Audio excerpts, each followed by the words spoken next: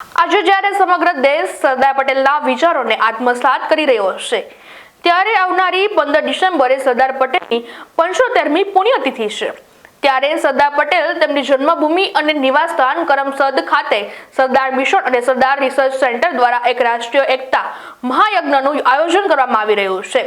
સરદારના વ્યક્તિત્વ અને જીવન મૂલ્યોનો નજીકથી અનુભવ થઈ શકે તેવી 450થી વધુ પાનાની પુસ્તક રજૂ કરાશે અને તેમાં માત્ર સરદાર પટેલની જ દુર્લભ તસવીરો હશે।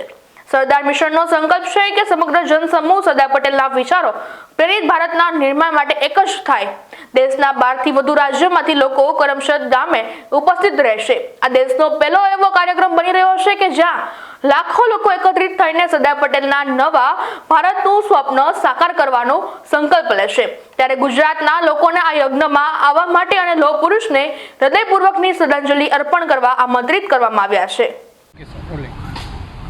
चिराग पटेल, संयोजक the Sardar mission, director the Sardar Patel research centre. Sardar Patel साहेबनी 150મી जन्म जयंती पूरा देश में धामधूमथी उजवाई। दरेक लोकोए देशना जे सरदार साहेबने मानवावाळा एमना विचारोने मानवावाळा लोकोए आ जन्म जयंती खूब ज धामधूमथी उजवी। आवनारी 15 ડિસેમ્બરે सरदार पटेल साहेबनो परिनिर्वाण दिवस आवी रह्यो छे, पुण्यतिथि आवी रही है। तो पुण्यतिथिना दिवसे सरदार पटेलना गाम करमसदमां सरदार मिशन और सरदार रिसर्च सेंटर द्वारा एक महायज्ञનું आयोजन કરવામાં આવ્યું છે। એનું નામ છે રાષ્ટ્રીય એકતા મહાયજ્ઞ। એ આ યજ્ઞમાં આખા દેશમાંથી 15 રાજ્યોમાંથી બધા લોકો આવવાના છે અને એક રાષ્ટ્રીય કાર્યક્રમ થવા જઈ રહ્યો છે। ત્યારે ગુજરાતના પણ દરેક લોકો આ યજ્ઞમાં પોતાની આહુતિ આપવા માટે પધારે એ આપના માધ્યમથી હું ગુજરાતના લોકોને આહવાન કરું છું।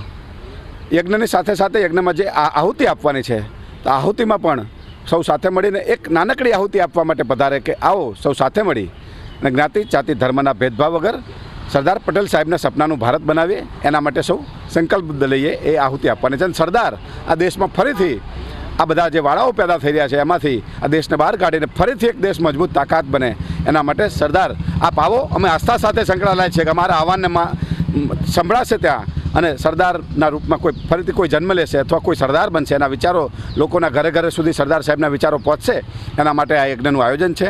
એની સાથે સાથે 75મી પુણ્યતિથિ હોવાથી 75 લોકોને આખા દેશમાંથી સિલેક્શન થયું છે કે જેને આ દેશ માટે કંઈ કર્યું હોય, સારું લખ્યું હોય, સારું વાંચ્યું હોય, સારા સ્પોર્ટ્સમાં કોઈ આગળ આવ્યું હોય, કોઈ સારા કવિ હોય, કોઈ સારા ગાયક હોય, એવા 75 લોકોનું બહુમાન કરવા જઈ રહ્યા છે। એમને ધ નેશનલ ગાર્ડ એવોર્ડથી સન્માનિત કરવા જઈ રહ્યા છીએ, રાષ્ટ્ર પ્રહરી એવોર્ડ આપવા જઈ રહ્યા છીએ।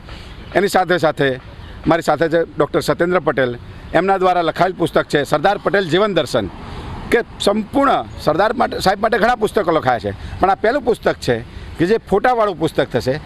450થી વધારે પેજનું આ પુસ્તક છે અને સરદાર સાહેબના જીવન દર્શન વિશે ફોટો અને એમાં નાનકડી માહિતી શાનો ફોટો છે એવી એક ક્રમશઃ કન્ટિન્યુટી જળવાય એ પ્રકારનું એક પુસ્તકનું વિમોચન છે।